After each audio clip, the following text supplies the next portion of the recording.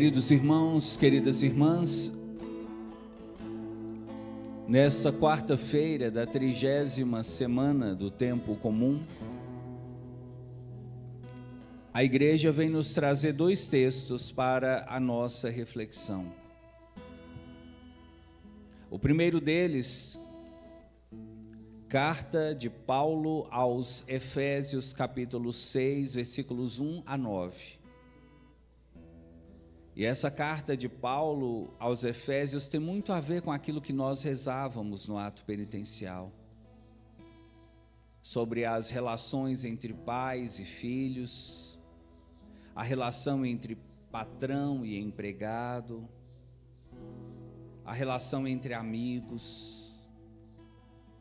E Paulo vem trazer vários conselhos que os filhos devem colocar em prática em relação aos pais, que os pais devem colocar em prática em relação aos filhos.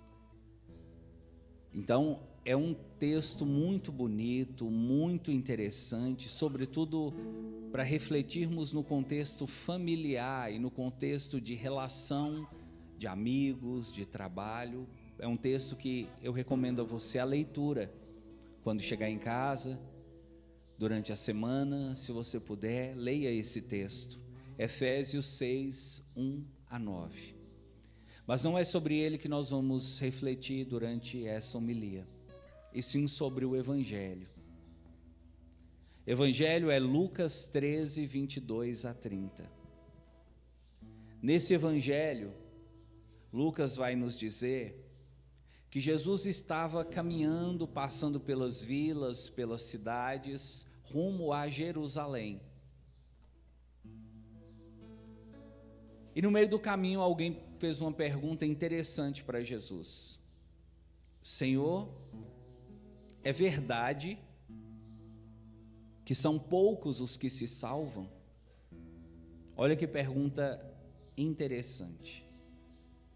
É verdade que são poucos os que se salvam? Certamente a pessoa que fez essa pergunta para Jesus trazia no seu coração uma impressão que muitos de nós temos, de que a grande maioria das pessoas perde a salvação e de que apenas um pouco das pessoas conseguem alcançar a salvação. E Jesus, ao invés de responder se era verdade ou se era mentira, Jesus disse assim, versículo 24, fazei todo o esforço possível, repita. Fazei todo o esforço possível para entrar pela porta estreita. Para entrar pela porta estreita. Porque eu vos digo que muitos tentarão entrar e não conseguirão. Perceba você, meu irmão, perguntaram para Jesus, é verdade que são poucos os que se salvam? E ele respondeu com essa frase, fazei todo o esforço possível para entrar pela porta estreita. Porque eu vos digo que muitos tentarão entrar e não conseguirão. Perceba que Jesus não respondeu literalmente a pergunta que fizeram. Mas Jesus veio trazer diversos ensinamentos a respeito da salvação. Jesus veio dizer que para alcançar a salvação é preciso passar por uma porta estreita. Jesus veio dizer que muitos tentam entrar por essa porta que é estreita e não conseguem. E Jesus veio dizer que é preciso fazer todo o esforço possível para entrar por essa porta. Veja você, de uma única pergunta que fizeram para Jesus, Jesus conseguiu dar 3 respostas. A primeira, a porta da salvação é larga ou estreita? Estreita. A porta da salvação é estreita. Segunda, muitos tentam entrar e não conseguem. E a terceira, é preciso fazer todo o esforço possível para entrar por essa porta. Confesso para você que, quando eu estava meditando e estudando sobre esse versículo, Lucas 13, 24, eu senti a curiosidade de procurar o texto original.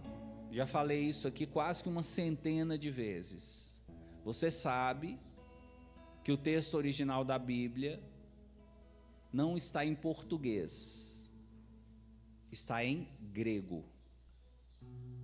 Jesus, quando falava com os seus discípulos, ele não falava em português, ele falava em grego.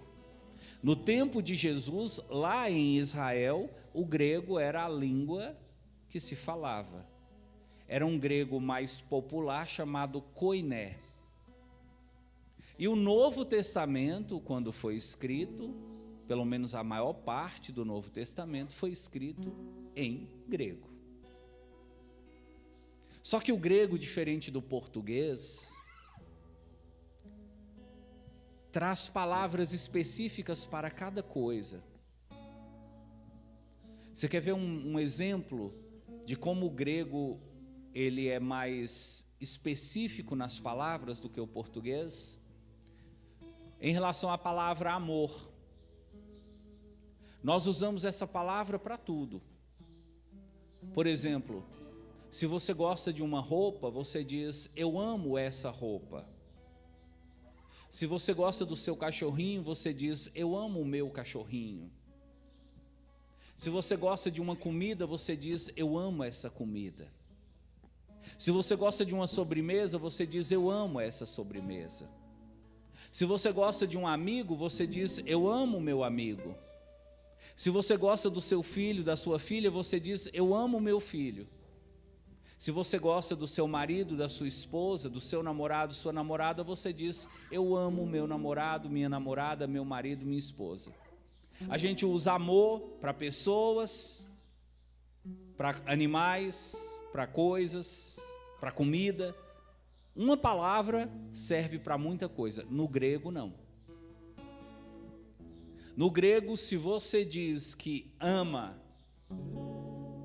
um cachorrinho, tem uma palavra própria para esse amor. Se você diz que ama um amigo, tem uma palavra própria para esse amigo. Se você diz que ama um filho, tem uma palavra própria para esse amor de pai e filho. E se você diz que ama sua esposa, seu marido, tem uma palavra própria para expressar esse amor. Está percebendo? No grego, as palavras elas são mais específicas. E por isso eu fui procurar no grego esse texto. O que Jesus disse em grego. E olha só que interessante.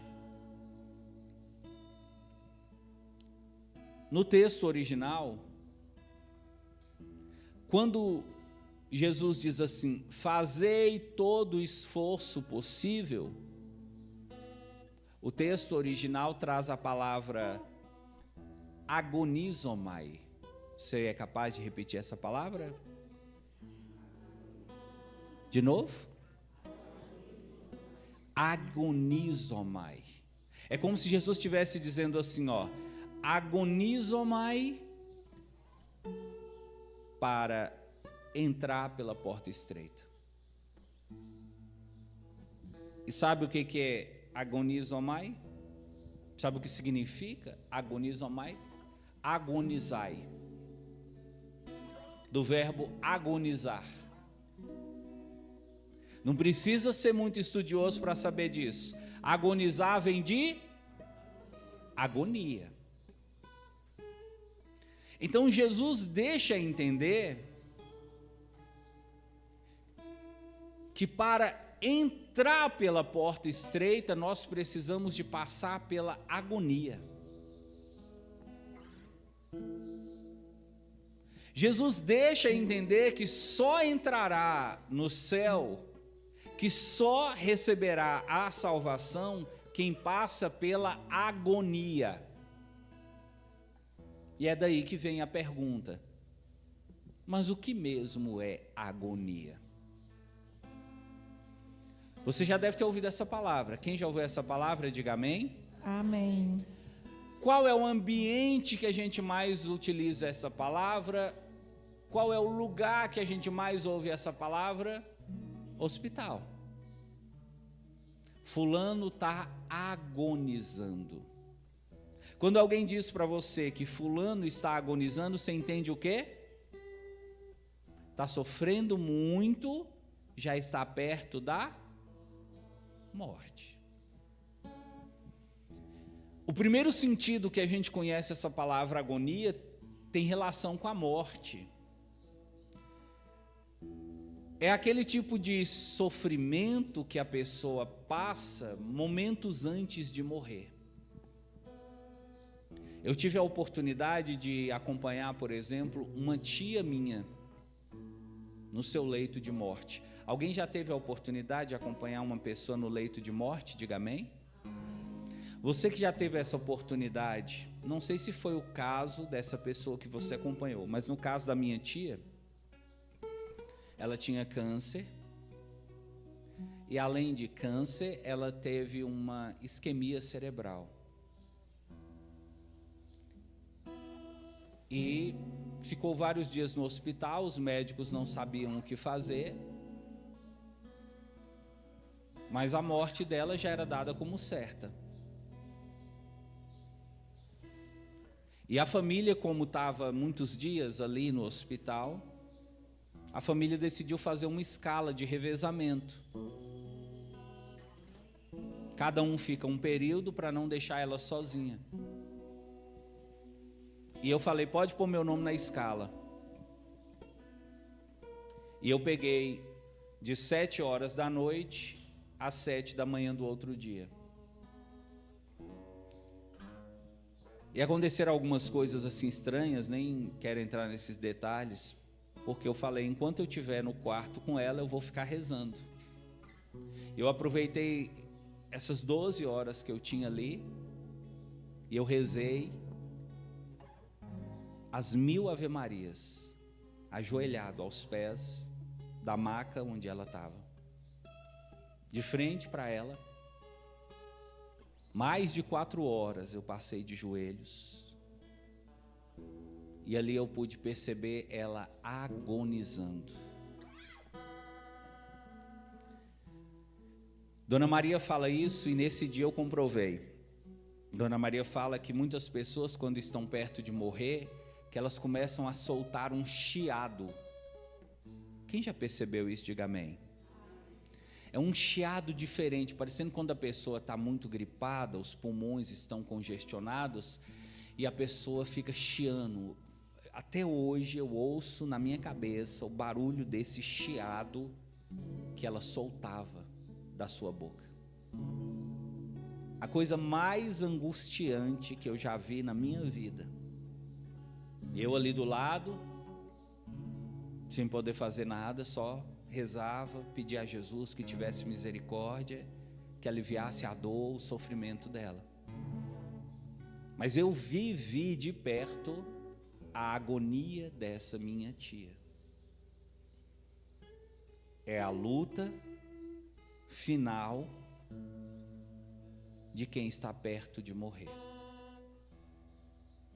Então essa é uma palavra muito pesada. Tanto que a gente não usa muito essa palavra, a gente faz uma distinção. Tem a pessoa que está sofrendo e tem a pessoa que está em agonia. A gente usa mais agonia para quem morreu. Mas nos últimos tempos,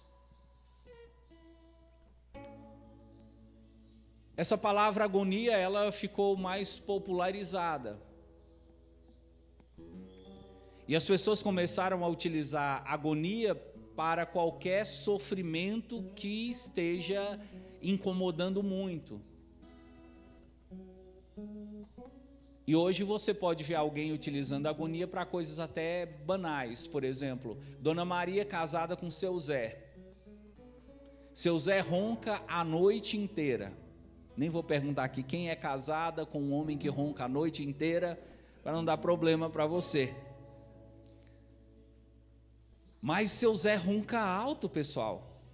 Pra você ter ideia, seu Zé ronca tão alto que se cobrir a cabeça dele com um cobertor, o ronco dele levanta o cobertor. E Dona Maria acorda de madrugada com aquele motor ligado, aquela metralhadora ligada do seu lado.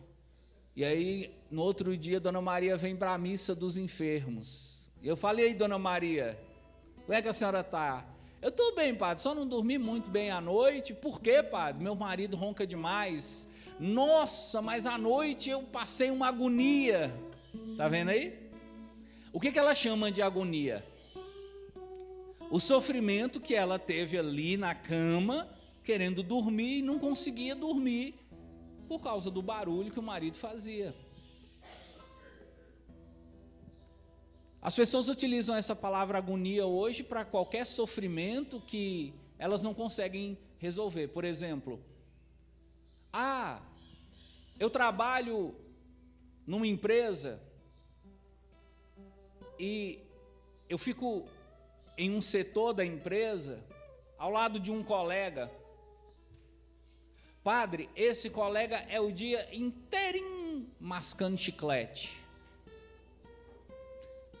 E ele masca o chiclete com a boca aberta e fica chlep, chlep, chlep, chlep. Mas me dá uma agonia.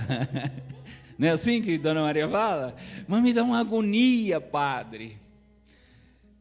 Então a gente, vamos dizer assim, banalizou essa palavra. E hoje a agonia não tem tanto a ver com a morte. Tem a ver com qualquer sofrimento que você não consiga resolver. Aí, eu comecei a pensar, a perceber que, no sentido popular, a palavra agonia, ela acabou se misturando com duas outras palavras, angústia e ansiedade. Muitas pessoas dizem assim, eu estou numa agonia, para dizer, eu estou numa angústia. Outras pessoas dizem assim, eu estou numa agonia, para dizer, eu estou numa ansiedade. Olha, padre, eu vou fazer o meu exame de habilitação na próxima semana, mas quando eu penso nesse exame, me dá uma agonia, ou seja, me dá uma ansiedade.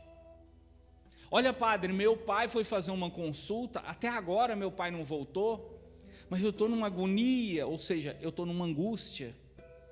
E eu quero aproveitar essa oportunidade para ajudar você a distinguir ansiedade, angústia e agonia. Amém? Amém. Você vai aprender a diferença de ansiedade, angústia e agonia. Vamos lá. A ansiedade, a angústia e a agonia são três formas de sofrimento. Quando a pessoa disser, eu estou com ansiedade, a pessoa está sofrendo. Quando a pessoa disser, eu estou angustiado, a pessoa está sofrendo. Quando a pessoa disser, eu estou agoniado, a pessoa está sofrendo. Amém? Amém. Então a primeira coisa que você tem que lembrar, ansiedade, angústia e agonia são formas de são palavras que você só vai ouvir na boca de quem está sofrendo. Mas nós precisamos distinguir que sofrimento que é esse angústia, que sofrimento que é esse ansiedade, que sofrimento que é esse agonia. Então vamos lá. Quando é que você pode dizer que está com angústia?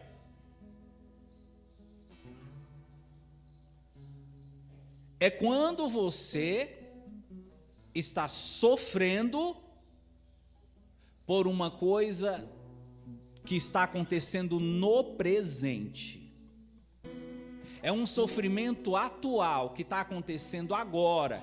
Tipo assim, meu pai está no CTI. É agora? É. Eu estou sofrendo? Estou. Qual o nome desse sofrimento? Angústia. Minha mãe entrou na mesa da cirurgia, ela está no bloco cirúrgico agora. É agora? É. Qual o nome desse sofrimento?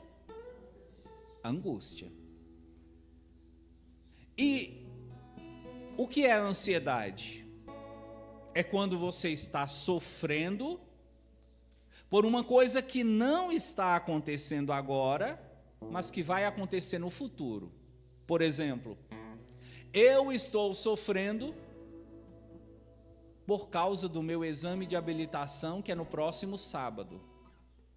Esse sofrimento é no presente ou no futuro? Então, o nome disso é ansiedade. Na ansiedade, você sofre por coisas que estão no futuro, que podem acontecer ou não. Eu estou sofrendo por causa da entrevista de emprego que eu vou fazer. Eu estou sofrendo por causa da viagem que eu vou fazer. Eu estou sofrendo porque hoje eu vou ter que conversar com meu marido sobre um problema no nosso casamento. Isso é ansiedade, sofrimento relacionado ao futuro. Amém? A angústia é o sofrimento relacionado ao presente. O que está acontecendo hoje, se me faz sofrer, então eu fico angustiado. Ô padre, e a agonia? A agonia é um tipo de sofrimento por coisas que estão acontecendo no presente, mas a agonia ela tem um aspecto de luta. Na angústia, o sentido é passivo. Eu fico quieto, eu fico parado, eu fico passivo, sem agir, apenas sofrendo. Na angústia, eu sofro por algo do presente, ou melhor, na agonia, eu sofro por algo do presente, mas eu tento lutar contra aquilo. Amém, pessoal? Então, vamos pensar aqui no caso da morte. A pessoa que está em agonia, ela está sofrendo, porque ela está sentindo que ela vai morrer. Amém? Amém. Mas ela está lutando para não morrer. É por isso que chama agonia, porque a pessoa está travando uma luta com a morte. É como se a morte estivesse puxando o braço daquela pessoa, vem, e a pessoa, eu não vou, eu não quero ir, vem, eu não vou, eu não quero ir. Então a agonia é um sofrimento pelo presente que envolve luta. A angústia não envolve nada. A angústia é um sofrimento passivo. A agonia é um sofrimento ativo. Amém? Agora vem comigo.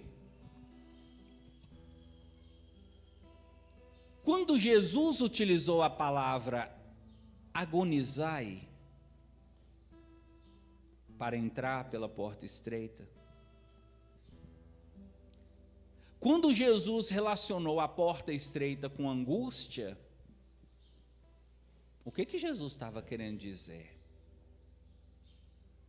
Será que ele estava querendo dizer que para entrar na porta estreita nós vamos ter que morrer? Será que ele estava querendo dizer que para entrar pela porta estreita nós vamos ter que nos expor à morte? Será que Jesus estava querendo dizer que ninguém pode entrar pela porta estreita sem antes morrer? Não. Ou melhor, não necessariamente. Entrar pela porta estreita não é algo que nós fazemos quando nós morremos. É algo que nós fazemos quando estamos vivos. Se você ficar achando que você só vai entrar pela porta estreita na hora da sua morte, você corre um sério risco de não se preparar para esse momento e entrar para esse grupo de pessoas que tentam e não conseguem. Ué, padre, se a agonia que Jesus está falando não tem a ver com morte, tem a ver com o quê? Tem a ver com sofrimento e tem a ver com luta.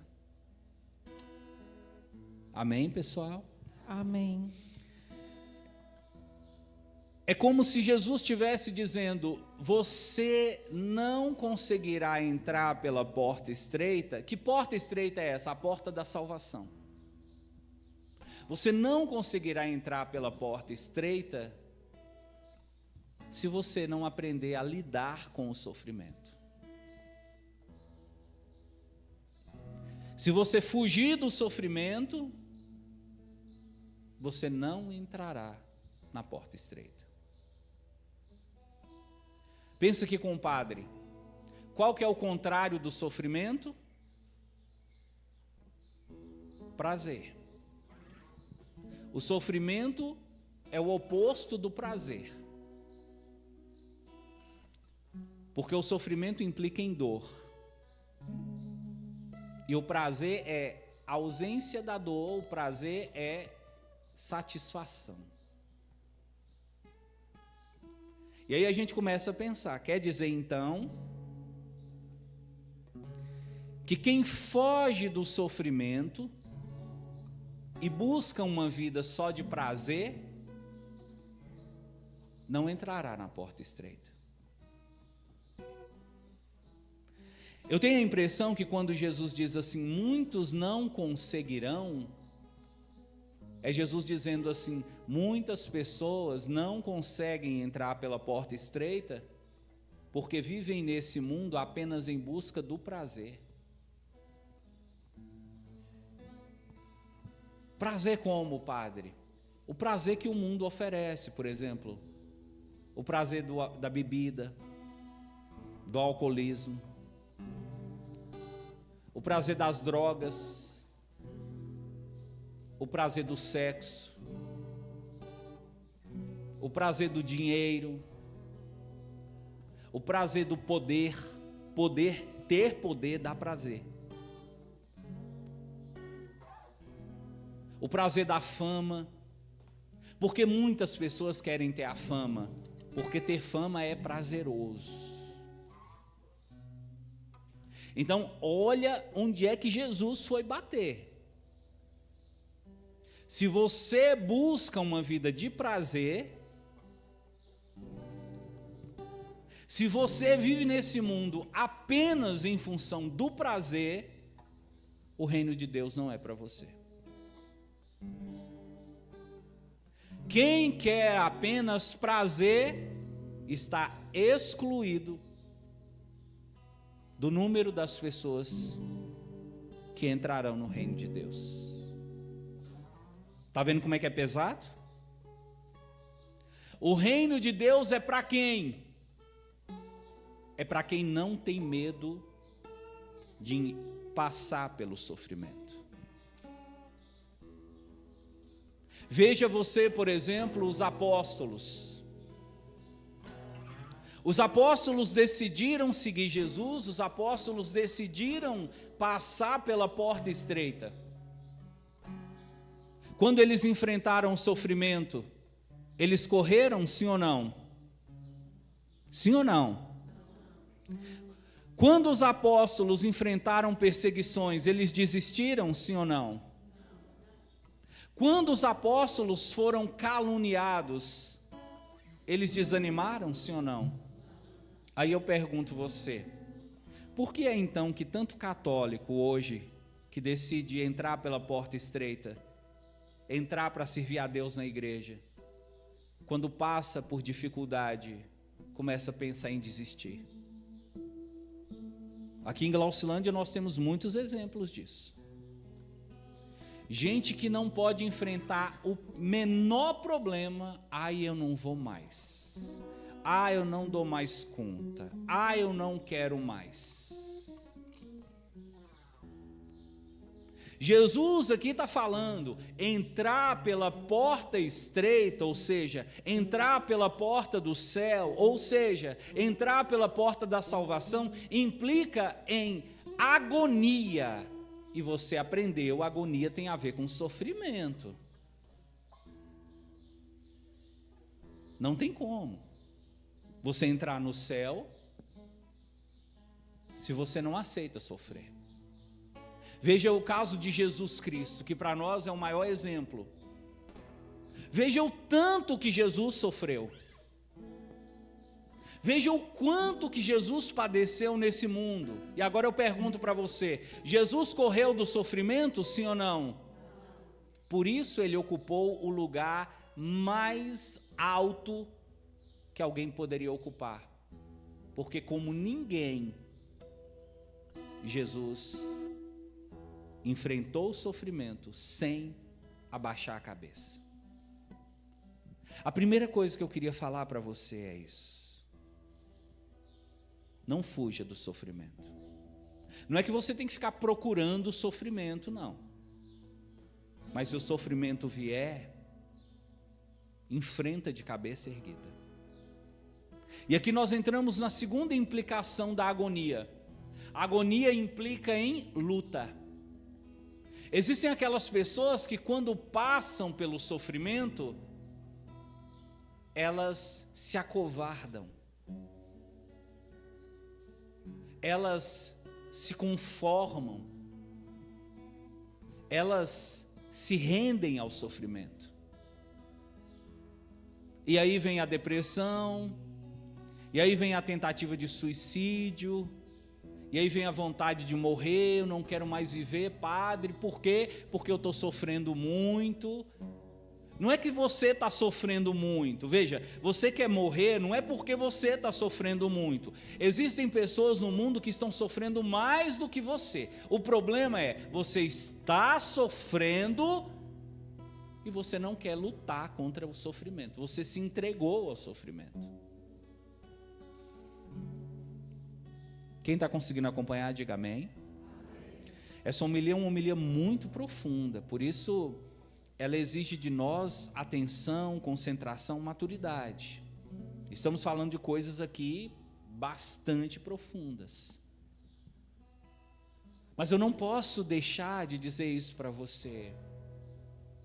O cristianismo não é uma religião masoquista. O que é masoquista? Masoquista é aquela pessoa que gosta da dor, que gosta de sofrer. Não é que nós somos masoquistas, nós gostamos de sofrer. Quer ver uma coisa? Quem aqui gosta de sofrer, diga amém. Oh, nós temos masoquista. Como é que você chama, irmão?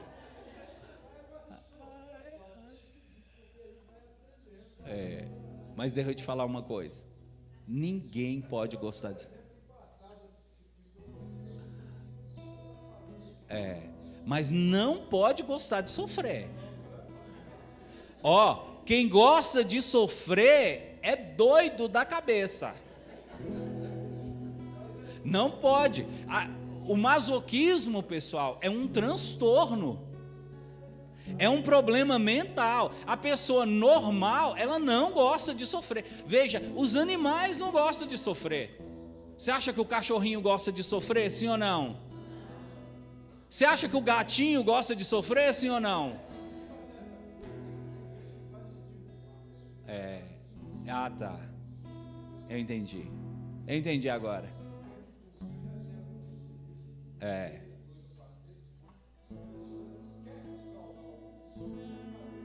Vai derrubar.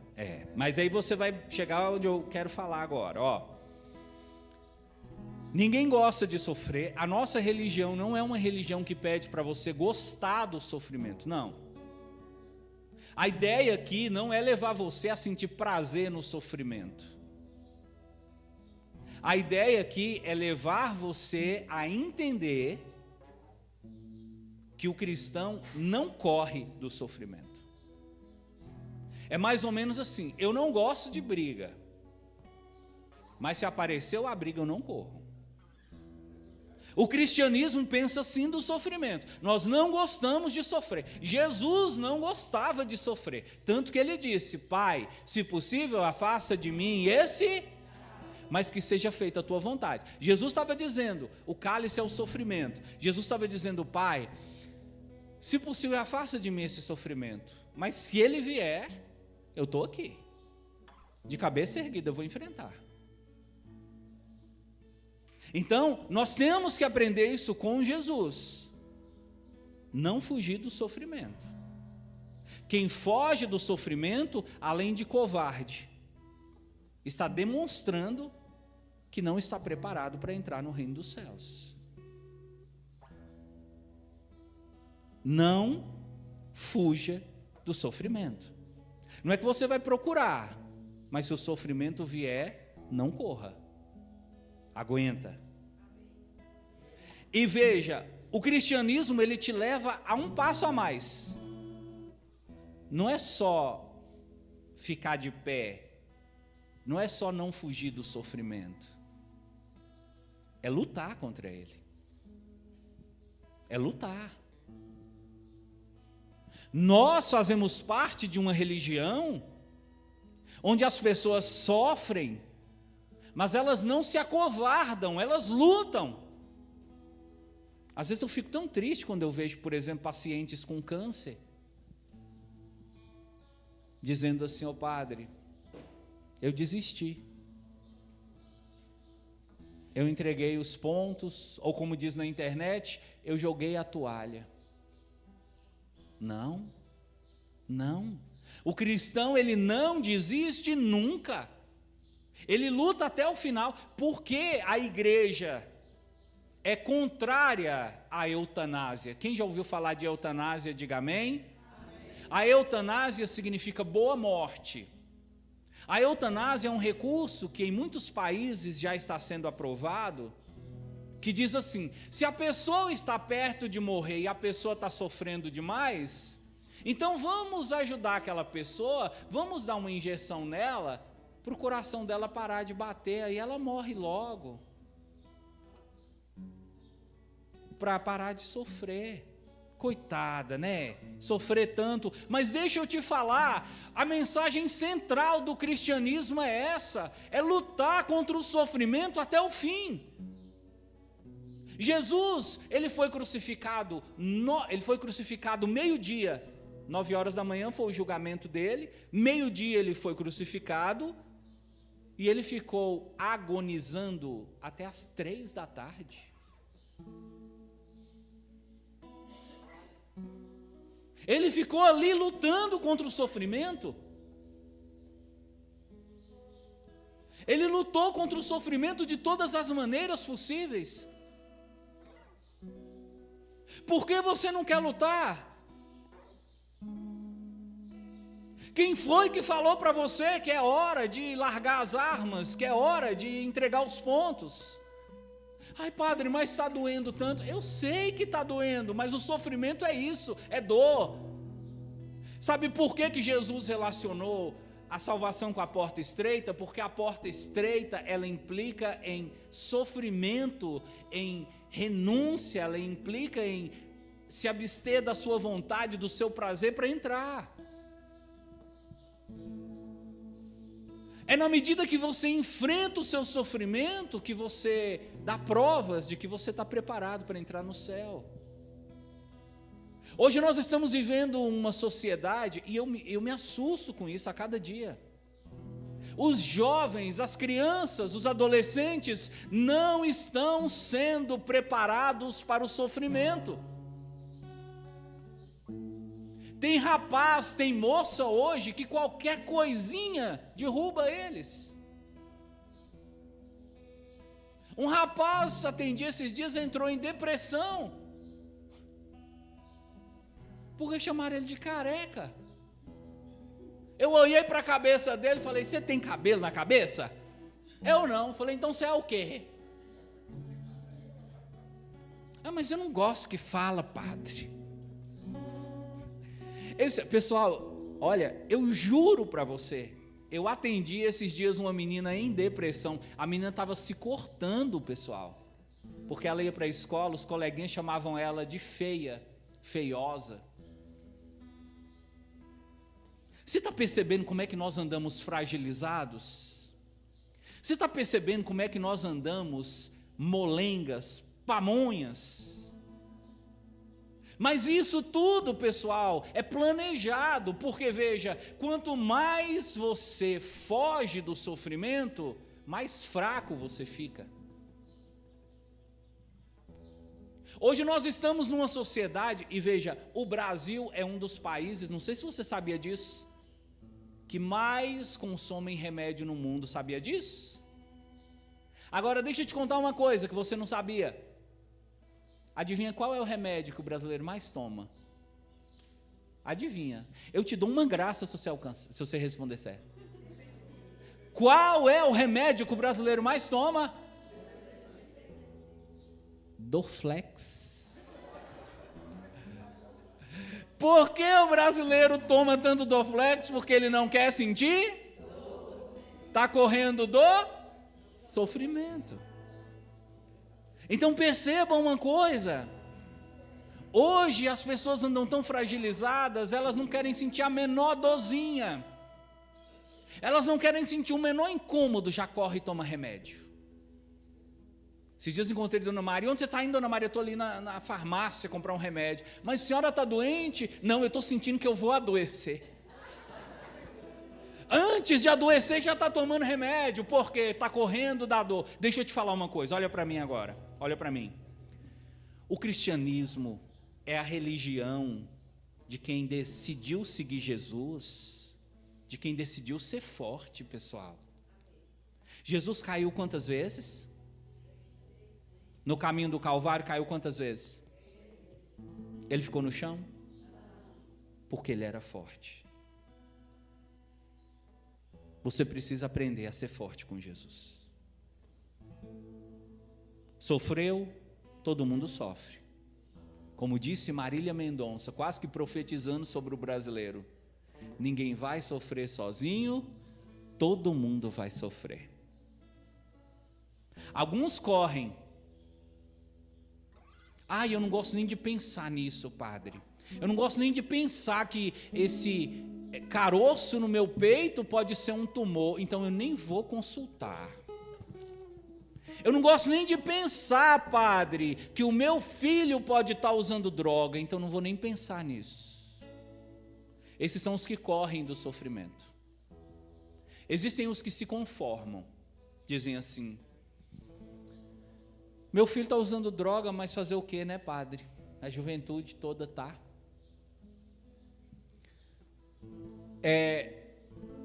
Eu estou com esse caroço aqui no peito, ó, padre. O médico disse que isso é um tumor. Mas já entreguei na mão de Deus. Se for câncer, que Ele me leve. Esses são os conformados. E existem os que lutam. Os que lutam são aqueles que dizem assim: padre, meu filho, eu descobri, está usando droga. Mas eu já falei para ele que ele não nasceu usando droga e que ele vai parar em nome de Jesus. Eu vou lutar a cada dia até ver o meu filho liberto das drogas. Ó, padre, apareceu um caroço aqui no meu seio, eu fui consultar. O médico disse que é um tumor e ele pediu para eu fazer a biópsia e tem chance de ser maligno. Mas eu vou falar para o senhor, se for maligno, eu vou lutar. Não vou deixar o câncer tomar conta de mim. Vou lutar com toda a minha força, com toda a minha fé, até a última gota de sangue eu vou lutar, mas eu não vou me entregar. Está entendendo o que é o cristão? Está entendendo como é que um cristão pensa? Não é de correr, não é de acovardar, não é de se entregar, é de lutar. Agonia é isso, é lutar. Eu estou sofrendo, eu estou morrendo, mas eu estou lutando. Porque qual é a certeza do cristão? Depois da luta vem a vitória. Qual é a certeza do cristão? Depois da luta vem a vitória. Jesus passou por toda aquela agonia, de meio-dia até as 3 da tarde.